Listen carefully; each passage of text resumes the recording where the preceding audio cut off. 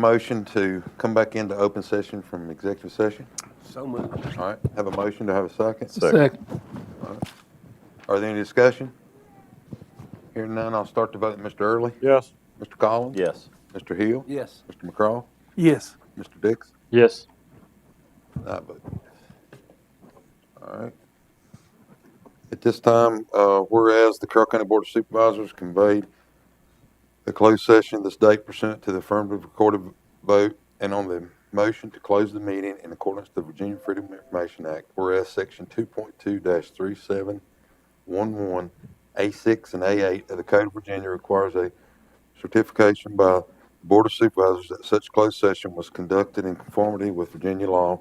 Now therefore be resolved that the Carroll County Board of Supervisors hereby certifies that to the best of each member's knowledge, only public business matters lawfully exempt from open meeting requirements under the Virginia Freedom of Information Act were heard, discussed, or considered in the closed session to which this certification applies, and only such business matters as were identified in the motion by which this closed session was conveyed were heard, discussed, or considered in the meeting to which this certification applies. At this time, I'd ask for a certification. I'll start with Mr. Dixon, I so certify. Mr. Hill, I so certify. Mr. McCraw, I so certify. Mr. Collins, I so certify. Mr. Early, I so certify. and I so certify. And at this time, I would entertain a motion to change the agenda as presented to add under new business, a discussion about the AEP rates. I make a motion, we amend the agenda to include the AEP rates discussion. All right, we'll put it, if it's all right with you, Mr.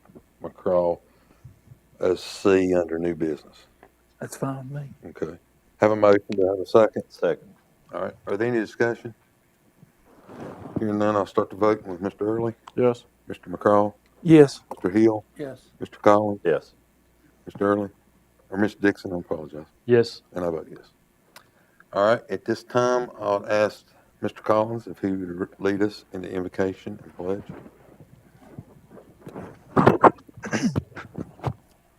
Father, thank you for this opportunity to be back in this place dealing with the business of the county. We pray that you give us wisdom, guidance, and direction as we do the work. Father, we pray especially for Crystal's mother who's undergoing some medical concerns. We just pray your healing prayers. In Jesus' name, amen. Amen. Amen. I pledge Pledge allegiance to the flag of the United States of America and to the republic for which it stands, one nation, under God, indivisible, with liberty and justice for all. All right. To start the meeting, recognition, the Carroll County Sheriff's Office and the Carroll County Fire and Rescue. And I think Mr. Phelps will grant you the floor, sir. Thank you, sir. Good evening. How are y'all this evening? Good, how are you?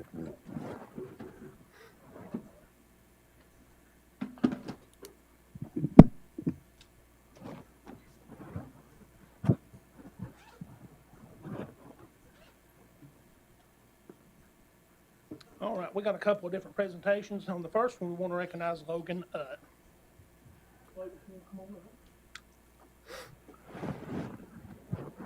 So on June the 1st, 2023, Logan, he's an employee of the sheriff's office, and he'd been up to the academy, and he come back by the sheriff's office that afternoon, found out what was going on, and said, "Hey, can I go help?" So he come and joined the search, and lo and behold, when they come back doing their search grid, he found the young child that was missing, and it was a little bit chaotic, a lot of different agencies involved, but with his dedication and finding him, it was really a lot of praise on his part. And with that, we want to recognize you with this. Absolutely.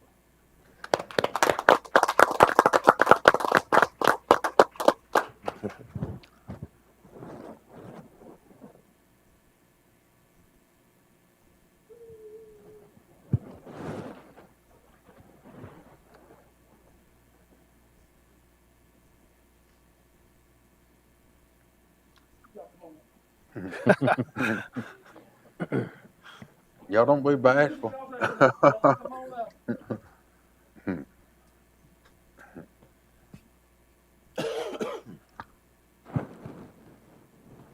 So on May the 20th, around 3:40 p.m. in the afternoon, we received a call for a man down. Dispatch advised the male patient unresponsive with CPR being administered. The crew arrived on scene to find the deputies performing CPR and found out that an AED had been placed on the patient with 3 shocks delivered prior to their arrival. And that was with bystanders and the deputies. The man was at the cemetery placing flowers when he collapsed. With the deputies arriving to help the bystanders, the man was receiving high-quality CPR at that time. After following the cardiac arrest protocol, after our crews arrived, ROSC was achieved, which is the return of spontaneous circulation.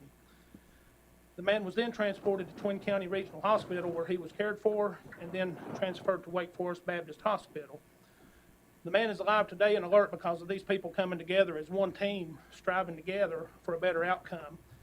This man is scheduled for discharge this week to have a full recovery. We appreciate our deputies from the sheriff's office that monitor our radio traffic, and they respond at any time with no hesitation to help us. And with all of them working together, that's what we got, was a good outcome, high-quality CPR, and saved a man's life.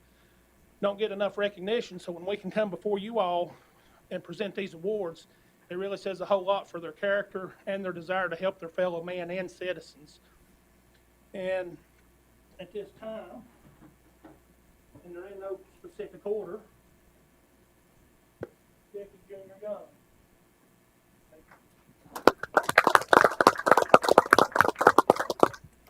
Advanced DMT Chris Kinsley.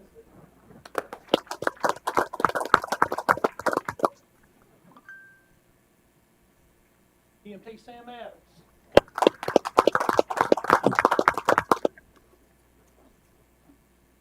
Sergeant Jason Newman.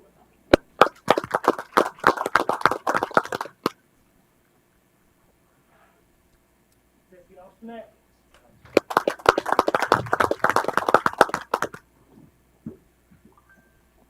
Paramedic April Vargy. And EMT Frank Page. We have a very close-knit family and work very well together, and we appreciate everything that we get from the sheriff's office. Absolutely. Thank you all very much for your all's efforts. If y'all will, come up here and we'll get a picture. Stand in front. Stand in front of all of us. We want to move that last time, I'm about pulled it out.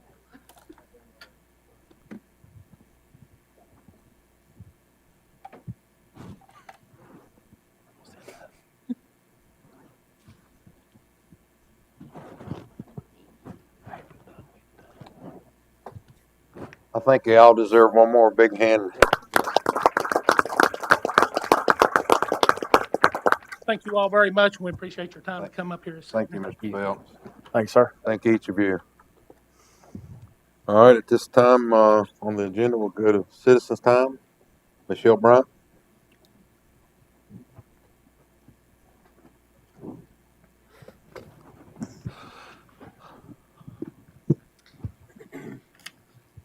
In 2020, 4 Virginians died daily from an opioid overdose. In 2021, 8 people in Carroll County died of a drug overdose. 75% of those were from opioids. With numbers like these, it's time for us to get our heads out of the sand.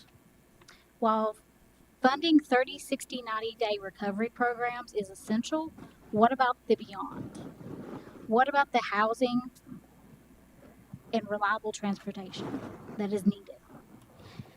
How can someone regain entry into our community if they are not qualified for these services?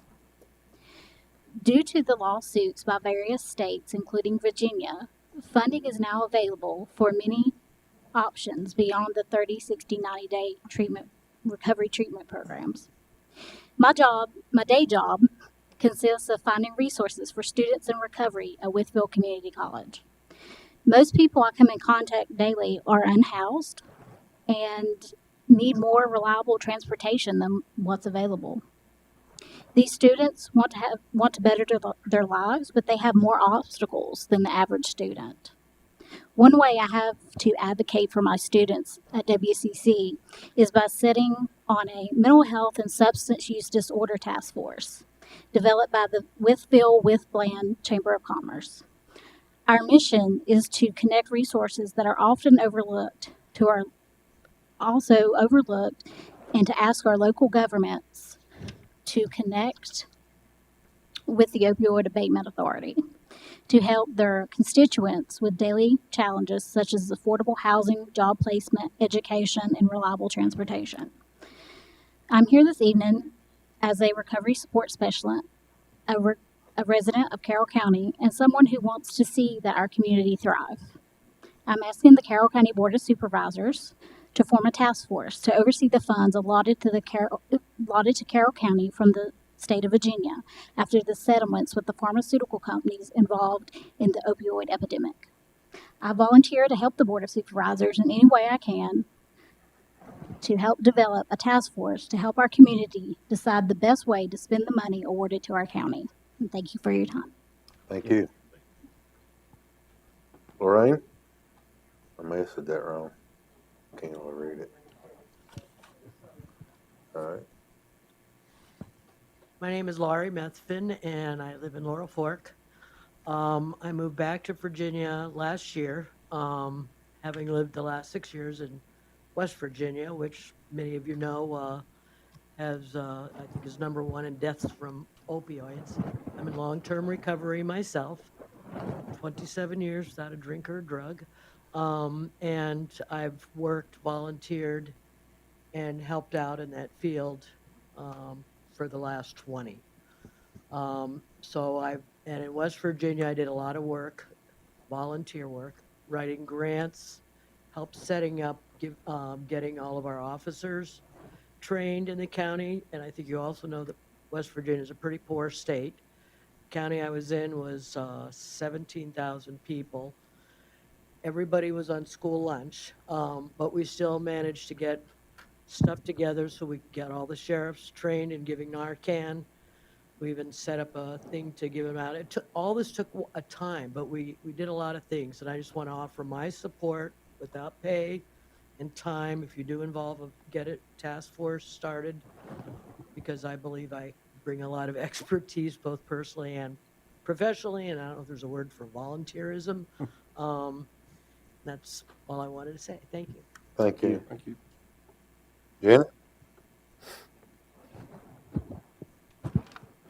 Good evening. Thank you for the opportunity to speak tonight. I'm here just to echo what Shelley, Miss Bryant, said about using some of the money to form a task force so that the money can be spent in the ways that are most helpful to people who have substance use disorder.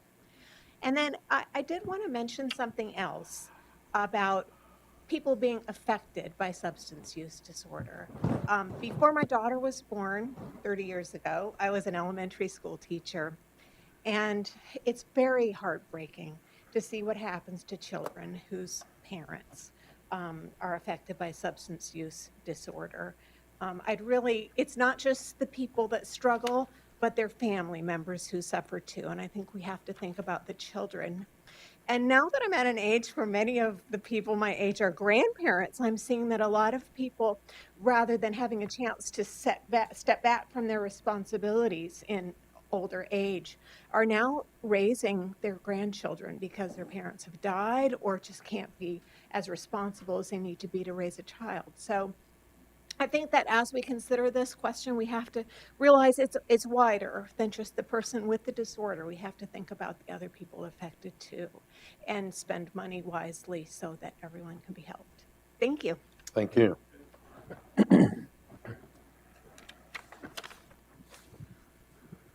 All right. Next on the agenda is approval of the minutes. I entertain a motion to approve the minutes as presented. I so move. All right. Have a motion. Do I have a second? Are there any discussion? Hearing none, I'll start the voting with Mr. Dixon, Yes. Mr. Hill, Yes. Mr. McCraw, Yes. Mr. Collins, Yes. Mr. Early, Yes. and I vote yes. Next on the agenda is the consent calendar. I'll entertain a motion to approve the consent calendar as presented. I so move. All right, have a motion. Do I have a second?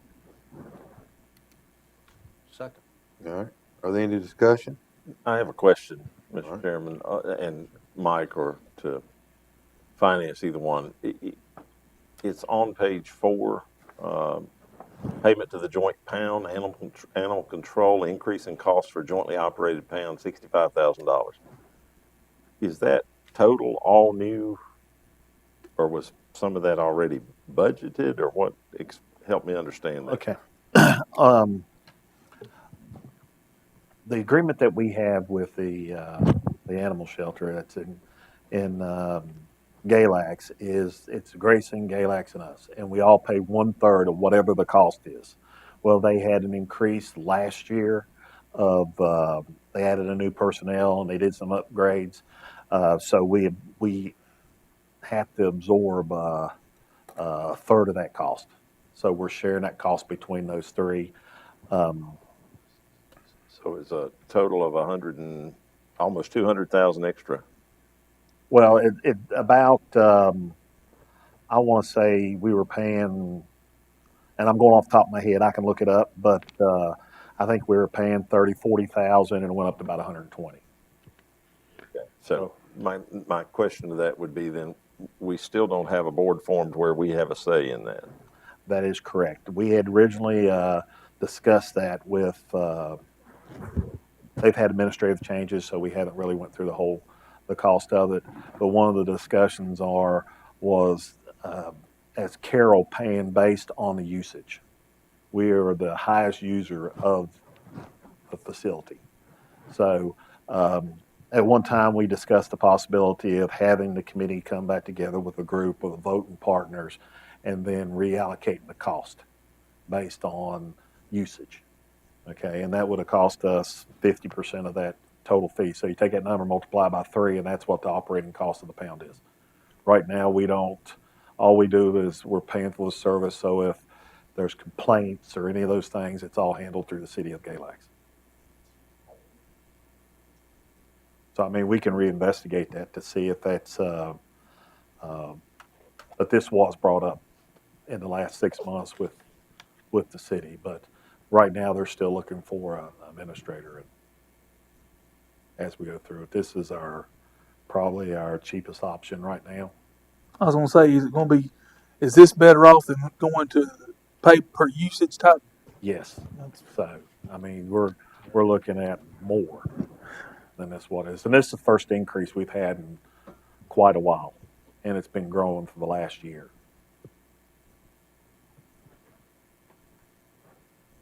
Are there any further discussion? Plus they expanded the facility Yes. a couple years ago. Yeah, they did they were having issues with compliance, I believe, and they did they do an adoption area, so they've increased the amount of adoptions that they're having. They have a visitation area, and then they added staff in order to help.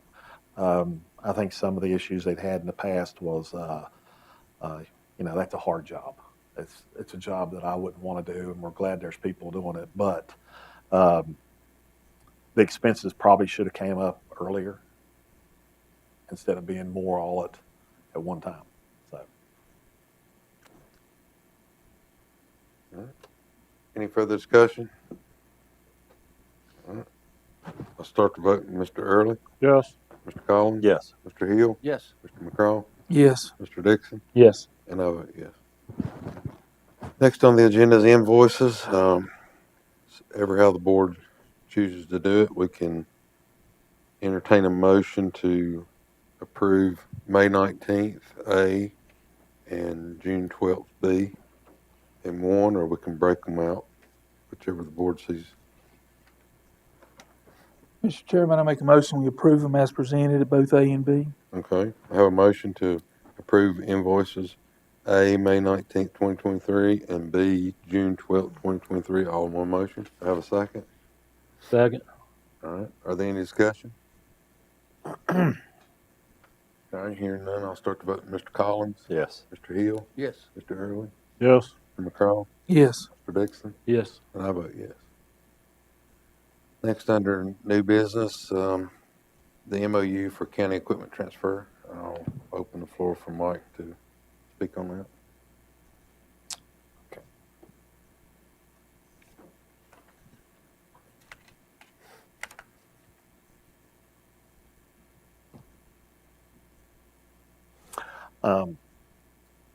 What this is an MOU between Cana Volunteer Fire Department and Carroll County. We currently have an ambulance. It's a 2004 E450 with ambulance box on it. It cannot be used for emergency calls. It's no longer certifiable. So what we were going to do is reassign it to the Cana Volunteer Fire Department, and they'll use it as a it's not for medical transport, but it's for special operations, scene support.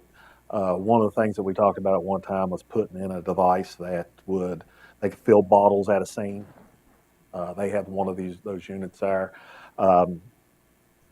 It's one of these equipments, if you went to sell it, it's really not worth a lot. It would still stay property of the county, but they would be able to use it as almost like a first response vehicle, but it would not be used as an ambulance.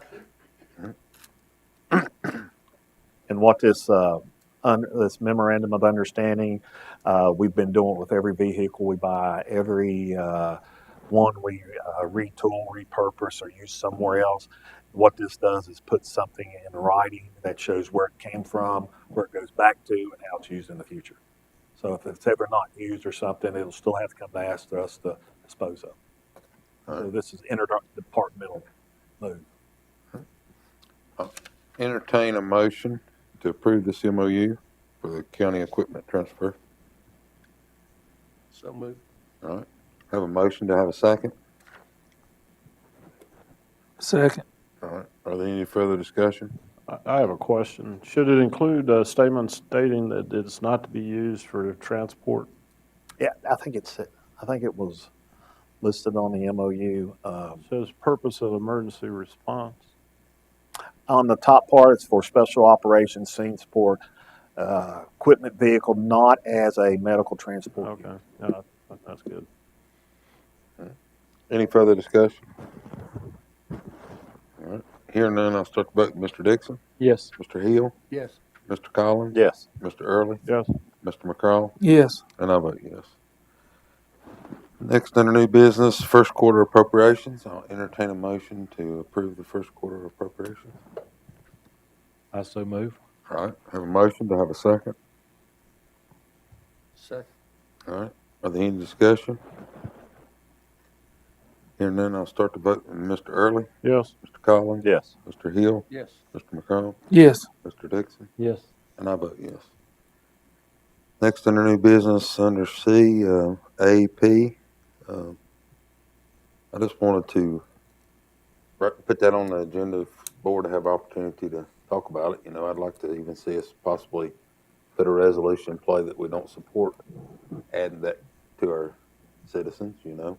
But one of the things I did want to ask a question, Mike or Mr. Durbin, that AEP funds for the Wildwood project, is the citizens of Galax and Grayson responsible for that increase as well? It is for any customer that is a AEP customer in Virginia. Okay. So it's statewide AEP customers. And it's not just Wildwood, it's That's correct. several other business parks, I think, getting it, or Yeah, I believe there's two others at Two other sites. two other sites. And the way that this came about was the General Assembly a couple years ago supported the process of industrial parks. So industrial parks are, you know, it came to the chicken and the egg. You know, with how do you get a business that uses electricity to locate in a industrial park without the power being there? So the General Assembly allowed them to be able to recuperate those costs to put that up front. So what they're doing is they're going through the process of design.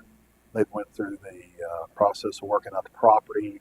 they'll install these, and then it'll be a shared cost through across AEP's rate. So, The idea is that industrial sites can now say, like Wildwood can say, we have or will have guaranteed upgraded power available to offer industry as far as in their consideration to locate at that property. I guess my biggest problem of it is you know, they're putting it on the citizens of the Carroll County and the people in the state of Virginia, and they're going to be selling the product at the end of the day. They're going to be selling the power. So that's, I guess, where I have my biggest Well, problem. what I've heard from customers is if I go out here and request power at a new house I'm going to build, I have to pay for it. I have to pay to have the infrastructure put in for myself. That's just.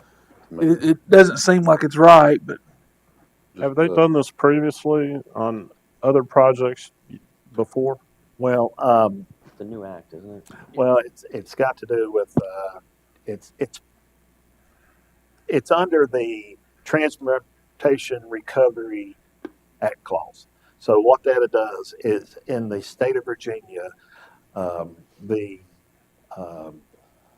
utility is regulated by the SCC. I mean the SCC, State Corporation Commission, and the State Corporation Commission determines the rates that AEP is allowed to charge, and that's based on recovered costs. Plus, they're allowed to have so much return on investment. Okay, so they're guaranteed this much profit.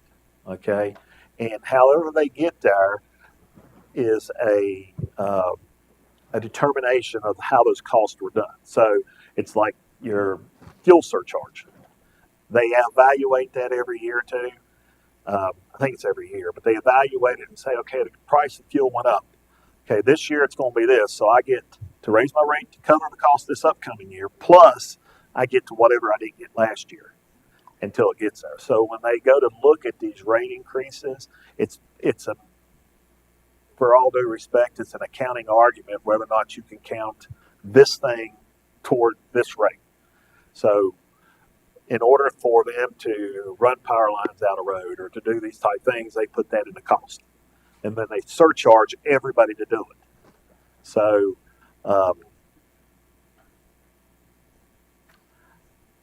this is something they do with everything to do, from buying vehicles to running new power lines to industrial parks, these type things. It's just that the state encouraged the I'm going to say the General Assembly to allow them to recover costs, just like broadband that was put in other areas, which I know is a sore subject, but the General Assembly gave them the ability to count that as an expense because they're upgrading their smart network.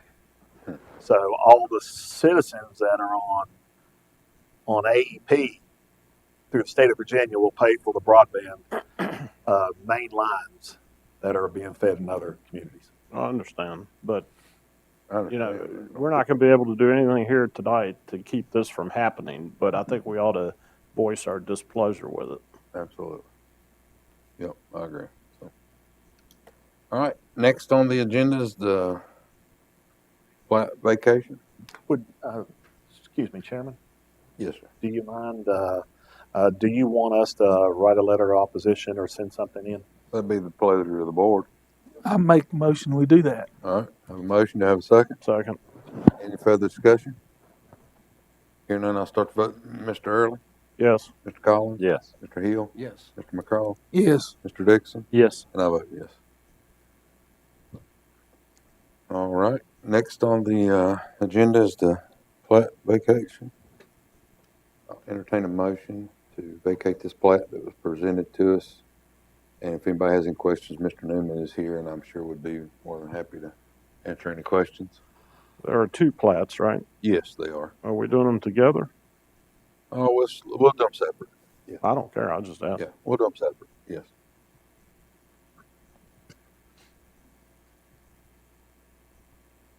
That's how the board would like to do it. I'll entertain a motion.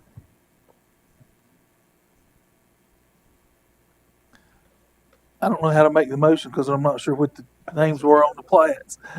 What's the two names? That's what I'm gonna. Did we get refreshed on that from Mr. Newman? Mr. Newman. Come on up.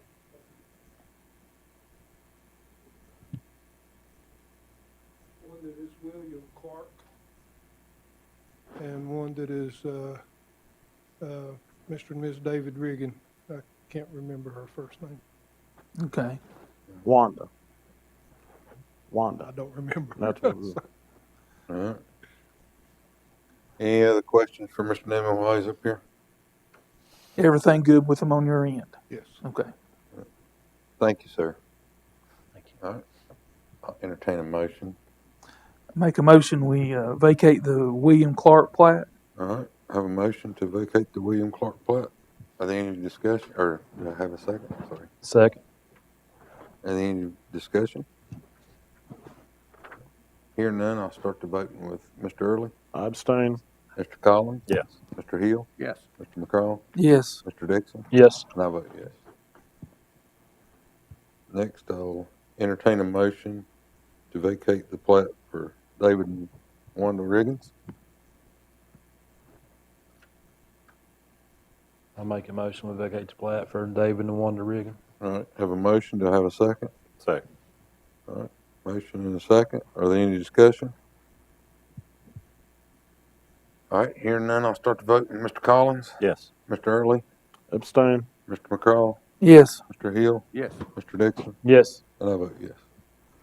Next is board member comments. I'll start with Mr. Hill. I just want to thank VDOT. Most of the time they get a lot of criticism and everything, but they've improved the sight distances, and visibility on Coastal Church and Oak Grove Road, so it'll make it better for the school buses making left turns there coming from the west side of Coastal Church. And other than that, I just wish to thank staff and everybody for attending tonight. All right. Mr. Collins?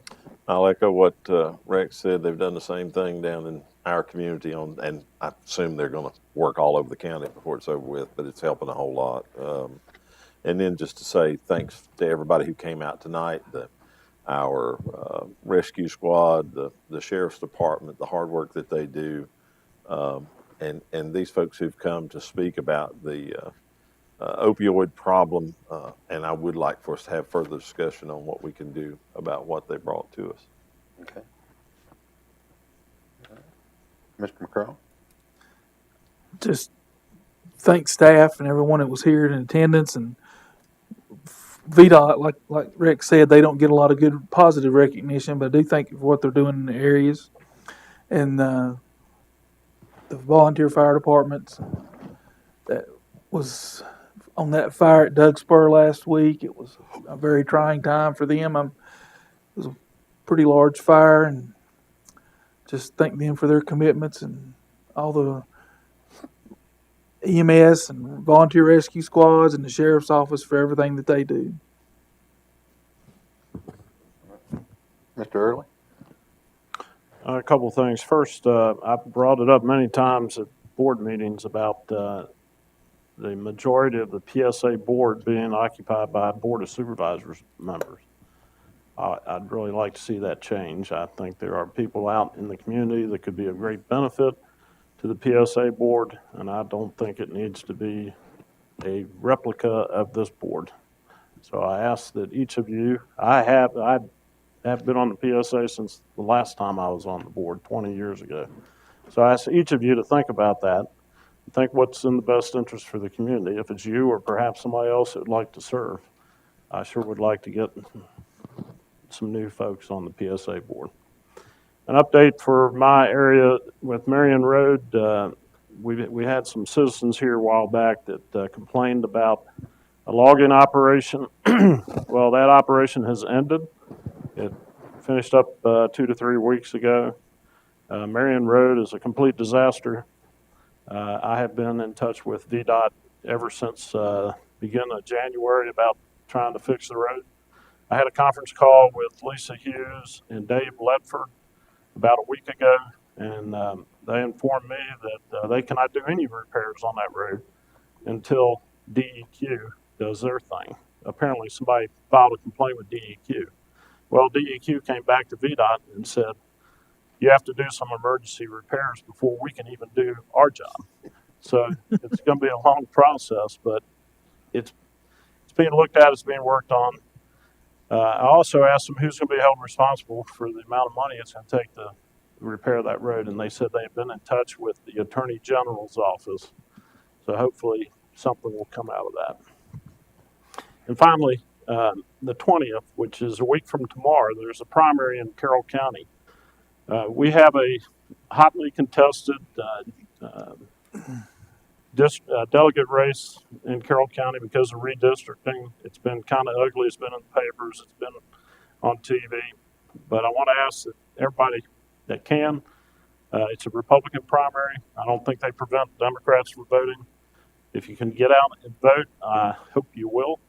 There's been a lot of misinformation put out there about these two candidates, mudslinging between the two of them. And I can tell you that you can't always believe what you read in your mailbox, because there are a lot of falsehoods that are being told. And I just ask that you carefully evaluate the candidates. I was going to go through a long spiel of some of those falsehoods and some of the things that each candidate has done, but I'll spare you that agony. I just ask that you do your research, find out what the truth is. It's probably somewhere in the middle, and get out and vote. Thank you. All right. Mr. Dixon? Yeah, I'd just like to start by thanking of course, the Sheriff's Office and our Fire and Rescue. They had a family day the other day. It was a great turnout. But they've had a lot with the child found and a lot that have had going on here lately. Of course, in your district, we lost the historical building in Dudsburg community, and just ask that the citizens would get behind the Hedge family and help them get through these times. And we had a lot of other agencies and volunteers that came from neighboring counties that assisted with that, and just want to thank them. And I appreciate everybody and their staff, and that's all I've got. All right. I'll echo the comments of the board. Thank you all for coming and speaking on the opioid task force. And I'm like Ronnie, I think it's something we need to look at to get a group together to make sure that the funds are not just spent, but spent wisely. And greatly appreciate that.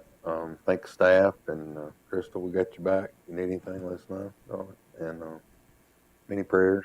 And thank the employees of the county for all they do, and our fire department. And it was tough to see a building that I remember when I was a kid, burn up. And it's a shame that a good business and home for them people was lost. And anytime a fire take a home or a business away, it's tough, but something that been in the community for your whole life is it just